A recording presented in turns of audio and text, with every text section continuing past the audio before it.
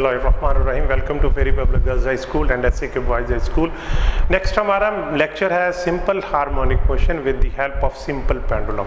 यानी we have to explain the simple harmonic motion with the help of a simple pendulum. Simple harmonic motion with the help of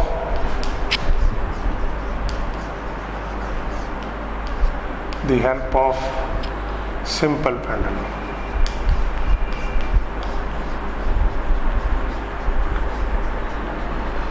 student, सबसे पहले मैं आपको बताता हूं कि सिंपल पेंडुलम होता क्या है। वेरी सिंपल, आप एक बॉब ले लें, यानी छोटी सी गोली ले लें, मेटल की बनी हो, उसके साथ एक धागा बांध दें जो इनएक्सटेंसिबल हो, और उसका दूसरा सिरा जो है वो किसी रिजिड बॉडी के साथ बांध दें। This will be a simple pendulum. यानी अगर हम सिंपल पेंडुलम को डिफाइन करना चाहें तो हम कहेंगे simple pendulum consist of a small but heavy metallic Bob attached to a inextensible string.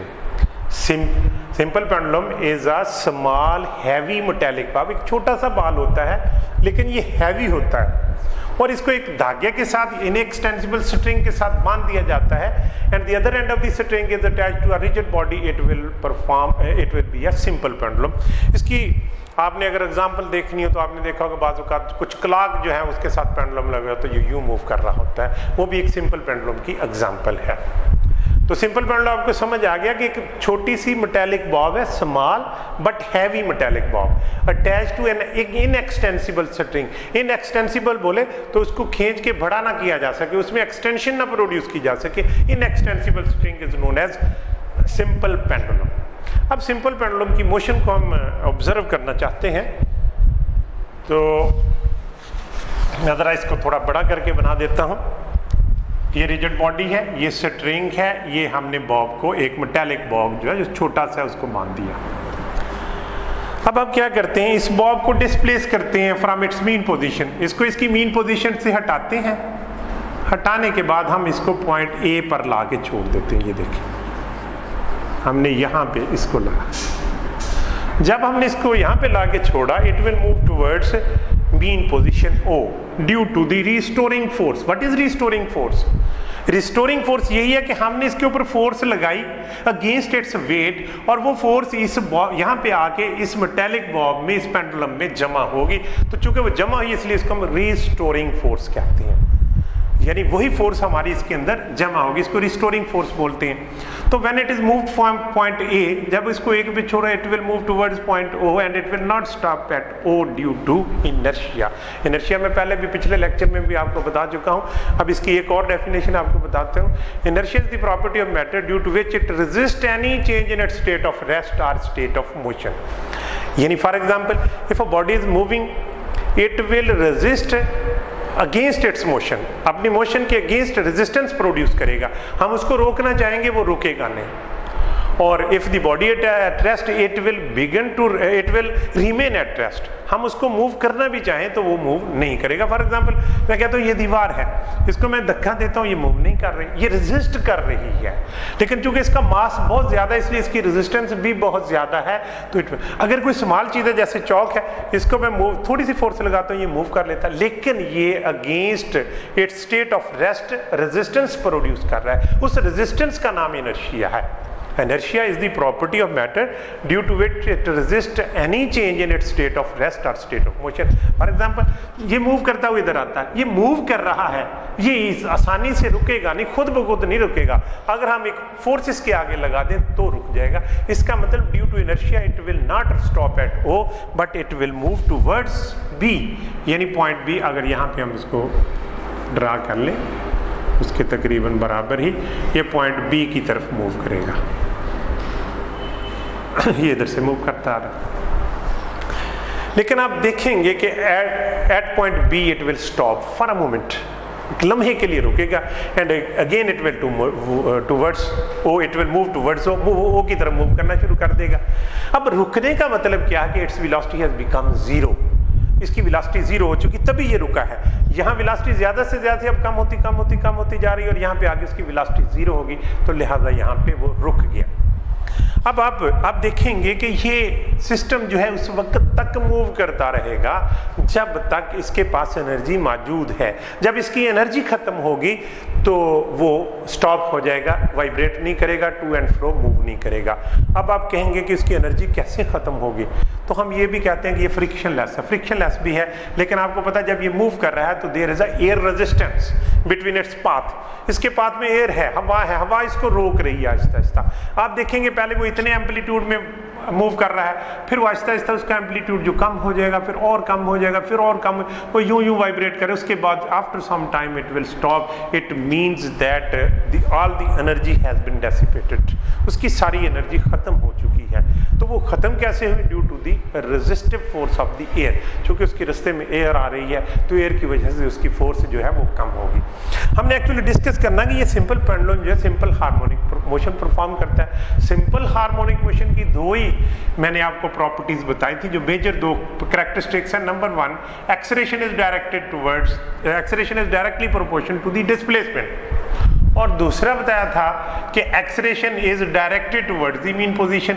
अगर हमें यहाँ पे भी दो चीजें मिल जाती हैं तो फिर हम ये साबित करने में कामयाब हो जाएंगे कि सिंपल पेंडुलम जो है वो सिंपल हार्मोनिक मोशन जो है वो परफॉर्म करता है। अब एक तो आप देखें कि अगर हम इसको ज्यादा दूर डिस्प्लेसमेंट करेंगे तो इसकी वेलोसिटी भी बढ़ेगी।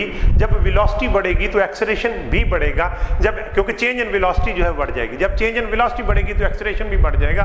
तो एक्सेलरेशन बढ़ने का मतलब है कि हमने एम्पलीट्यूड को बढ़ाया और एक्सेलरेशन बढ़ गया, यानी पहली हमारी कंडीशन फुलफिल होगी कि acceleration is directly proportional to the displacement. अगर हम इसको थोड़ा सा मूव यहाँ से छोड़ दें, फिर यूं मूव करेगा, उसकी वेलोसिटी भी कम होगी। जब वेलोसिटी कम होगी तो चेंज इन वेलोसिटी भी कम होगी, तो rate of change of velocity is known as acceleration. Acceleration भी कम हो गया। तो पहली बात ये साबित होगी कि acceleration is directly proportional to the displacement. Greater the displacement greater will be the acceleration, and smaller the displacement smaller will be the acceleration. अब दूसरी बात हमने साबित करनी है कि क्या एक्सेलरेशन जो है वो directed towards the mean position है। स्टूडेंट्स, मैं पहले भी आपको बता चुका हूं, when the ball is displaced from its mean position and it is released at point A. When it is released, it will move towards point O. Its velocity will go on increasing, or when velocity increases, acceleration is positive, and positive acceleration is the direction of motion. अब direction of motion इधर है, A to O है, तो acceleration भी A to O हो गया, यानी A से O की जानिब acceleration है। इस सिमत में मैंने ये शो कर दिया। अब देखिए again, when it will reach at point A, it will not stop due to inertia. It will move away from O towards B. When it will move from O to B, its velocity will go on decreasing. और इसका पता यूं चलता है decrease कर रही है कि at point B its velocity become 0.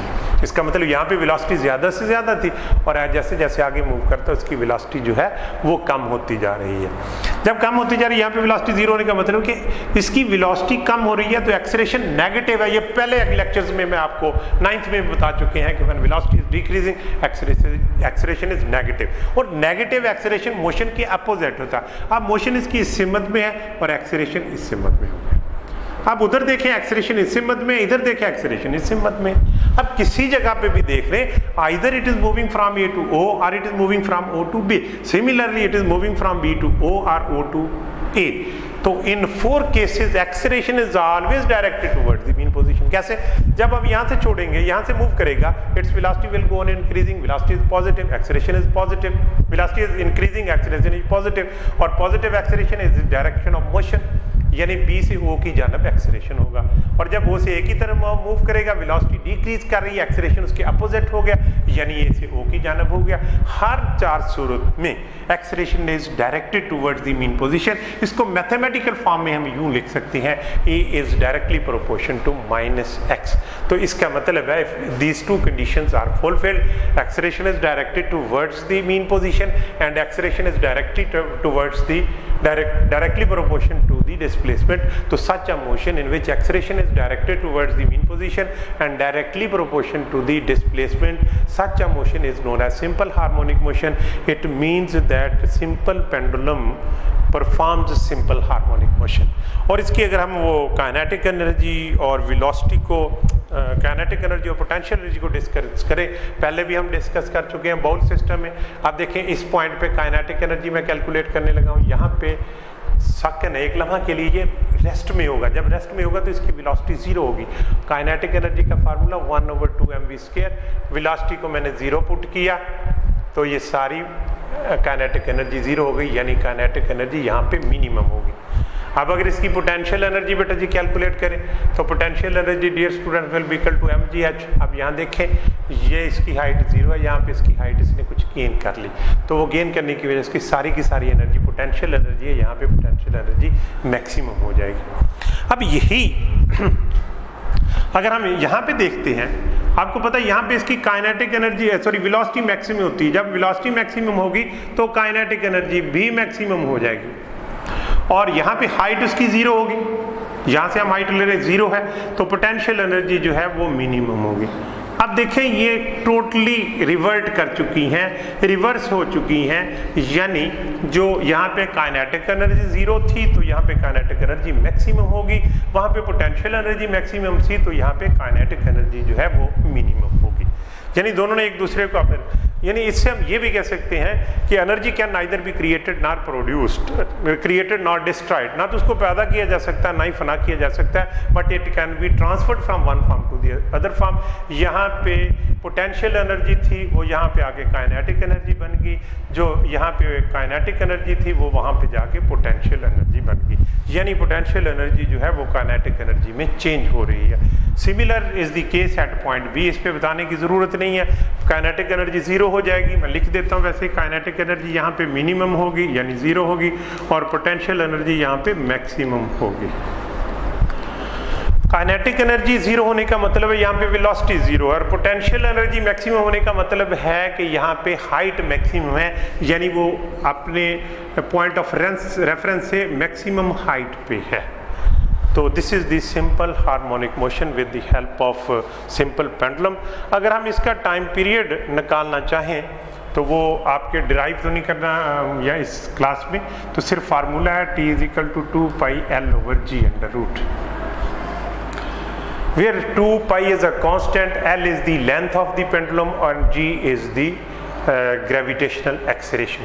अब अगर आप देखें ये तो सारा कांस्टेंट है, इसका मतलब है टाइम पीरियड जो है वो डायरेक्टली प्रोपोर्शनल है L/g√, यानी t is directly proportional to the length √, और t is inversely proportional to the g√। इसका मतलब क्या है बेटा जी, देख रहे हैं t is directly proportional to the length, इसका √। अगर लेंथ बढ़ेगी तो टाइम पीरियड भी बढ़ जाएगा। अब मैं भी आपको टाइम पीरियड भी बताता हूँ, वाइब्रेशन भी बताता हूँ, और time period is inversely proportional to the square root of the gravitational acceleration. अगर ग्रेविटेशनल एक्सेलरेशन की वैल्यू बढ़ेगी तो टाइम पीरियड जो है वो कम हो जाएगा, अगर ये वैल्यू कम होगी तो टाइम पीरियड जो है वो बढ़ जाएगा। यानी अगर हम किसी पेंडुलम का टाइम पीरियड किसी पहाड़ की चोटी पे जाके मेजर करें, वहाँ पे टाइम पीरियड ज़्यादा हो जाएगा, और अगर हम ज़मीन की सरफेस पे करें यहाँ पे टाइम पीरियड जो है वो कम होगा, क्योंकि इनवर्सली प्रोपोर्शनल है। आज के लिए इतना ही, कल इंशाल्लाह हम सिंपल पेंडुलम की कुछ जो एब्रीवेशंस हैं उनके बारे में आपको बताएंगे। आज के लिए इतना ही काफ़ी है। Thank you very much. अस्सलाम वालेकुम।